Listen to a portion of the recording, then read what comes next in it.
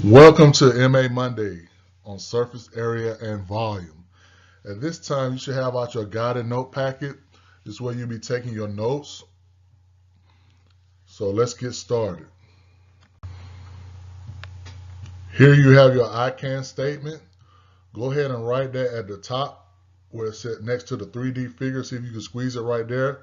And just look at the standard that you'll be covering at the bottom. So go ahead and write your I can statement. Here's your do now. But for the sake of time, we're going to do it like a review of area.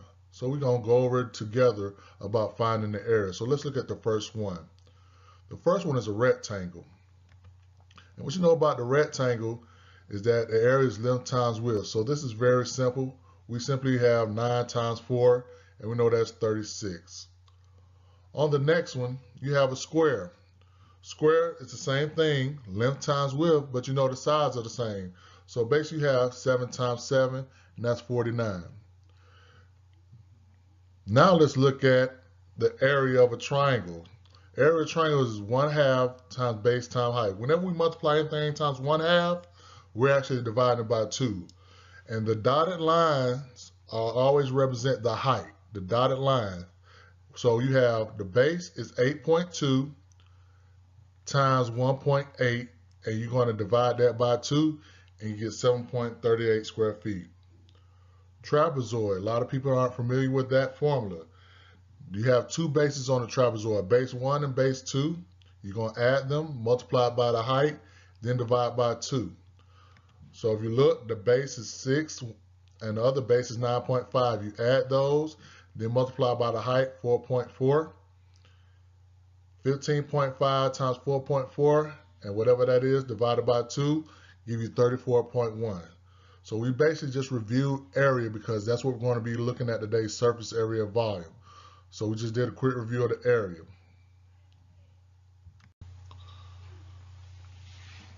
Now let's look at your guided notes. So on the first page, you should have the essential question. What is the difference between a two-dimensional figure and a three-dimensional figure? So let's look at some differences. And this is what you should be writing down. Two-dimensional figures have 2 dimensions, length and width. Three-dimensional figures have length, width, and height. Two dimensions have no depth. They are flat. Three dimensions have depth and can stand up or out. Two dimensionals measure with perimeter and area. Three dimensionals measure with surface area and volume. All right. Couple of example pictures at the bottom. You have a rectangle and a pentagon. Three-dimensional, you have a cube and a cylinder. All right.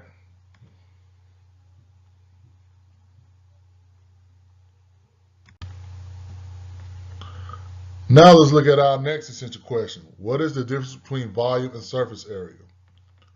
Surface area measures the area of all faces of a 3D figure, while volume measures the space inside of a 3D figure. Surface area is measured in square units, U squared. Volume is measured in cubic units, U cubed. Surface area tells you how many two-dimensional squares it would take to cover all the faces. Volume tells you how many 3D cubes it would take to fill the inside.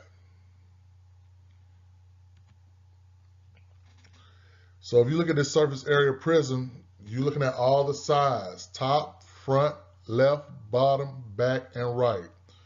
And basically you get all the area of each side to get the surface area. On the volume, like we said, you're just filling up, trying to see how many cubes it takes to fill up that particular three-dimensional figure.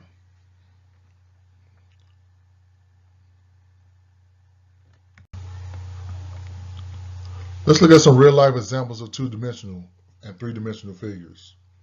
Two-dimensional. Painting a house or walls in a room. Three-dimensional, filling a pool with water. Icing on a cake for two-dimensional. The amount of gas in a tank, three-dimensional. Wrapping a gift, two-dimensional. The amount of space in a box used for packing supplies, 3-dimensional. The hard shell of an M&M, 2-dimensional. The chalk and filling of an M&M, 3-dimensional. Jot some of those down at this time. All right, you should be on the next page. Now we're going to look at how do you find the surface area of a prism, or how do you calculate it? First, you're going to find the area of each face. Faces opposite each other are congruent. All right. Next, you find the sum of all the areas. So again, you find the area of each side of the prism, each side. So left, right, top, bottom, front, back, and you're going to add all of those up, and that will give you your surface area. This a note, you don't have to write it, but sometimes you leave out one or more faces. For example, if you paint a room, but not the ceiling or the floor. But math purposes, you're going to add up all the sides. So that's how you find the surface area of a prism. Now we're going to do a couple of examples together of surface area. So we're going to find the surface area of each prism below. At this time, I would like for you to pull out your calculator. You can bring it up on your laptop, so you have it on the side of you, or using your cell phone. But I want you to get used to using your calculator to find the surface area as well, just for the sake of time. So let's look at number 1. So first, you know you have the formula of surface area, and you see it below. But basically, you're going to find your front and back, the area of the front and back, add that to the area of the two sides, add that to the area of the top and bottom. That's basically what you're doing. You determine what is the length, width, and the height. So the length would be 4, the width would be 3, the height would be 5. So when you multiply all that below, you get 24 plus 40 plus 30, and that equals 94 centimeters squared. Number 2, same thing. You have to figure out what's your length, width, and your height. All right. On this one, you have your length is the 4 or the 10. Again, it doesn't matter what you decide, as long as you use it the same way throughout. So you have 2 times 4 times 10. You have 2 times 17 times 10. Then you have 2 times 4 times 17. That's 80 plus 340 plus 136. And that would give you, excuse me, 556 centimeters squared. On the next one, using the same formula, 2 times 20 times 8, 2 times 20 times 16, 2 times 8 times 16.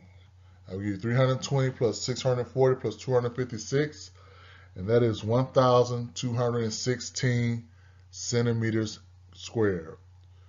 So on 4, 5, and 6, you're going to do on your own.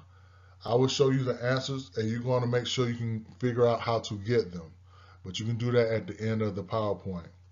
The whole thing I want you to remember is to always find the area of each side. So let's look at just 4, just to briefly go over it. You got the area of a triangle. You have to find the area of that triangle right there.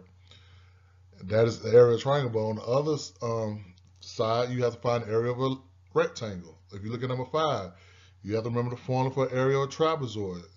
Now keep in mind, the trapezoids, you got 2 trapezoids. Back in number 4, you got 2 triangles. So you got to remember that. So I want you to look at those answers for 4, 5, and 6. And at the end of the PowerPoint, you go back and you calculate it on your own to see if you can get those answers. Now let's move on to volume. Now you should be on a page where you're going to calculate volume of a prism. So how do we find the volume of a right prism? First, you calculate the area of one of the bases of the prism. Very important to remember, the bases are congruent and parallel to each other. So if you look at the bottom, down here, the figures down here, if you look at the base, they're parallel to each other. So they're not always going to be sitting at the bottom. If you look at the next one, the bases are parallel to each other and they're congruent. All right. 2, you multiply the area of the base by the height of the prism. And always remember, the height is the distance between the two bases. That's how you know which one is the height. Look at the figures at the bottom. That's how you know what's the height. The height is between the two bases. The height is between the two bases. The height is between the two bases. All right. So the formula is V equals base times height, where B is the area of the base, all right, and H is the height. So make sure you get that in your notes, what I just covered. That should be written down on your guided notes in those lines. Okay, at this time we're going to go over a couple examples of finding the volume of each prism with those figures below. So let's look at the first one. So you know the formula is volume equals base times height. So you got to identify the base, which is 9 times 4. Then the height, which is 5. So you have 9 times 4, which is 36, times 5, 180 cubic feet. Next, you got to identify the base. The base are the two triangles. That's your bases. So it's base times height. So you have to do the area of a triangle. That's 5 times 12 divided by 2. So that's 5 times 12, 60, divided by 2 is 30. Then you have your height, 10. So that would be 300 feet cubed. Notice it's not standing upright so you can see the height. The height is between the two bases. All right. Number 3, two bases, the trapezoid. So you have to know the formula for the area of a trapezoid. You got to add the two bases of the trapezoid. 5 base 1, 8 base 2. 8 plus 5, 13 divided by 2. Whatever that is, multiplied by 6. And then multiplied by 12, you get 468 units cubed. At this time, I would like for you to do 4, 5, and 6 on your own before you see what they are. Then when you finish 4, 5, and 6, turn to the next page in your guided notes and complete the independent practice work silently until it's time to change to session 2. Good job and good luck.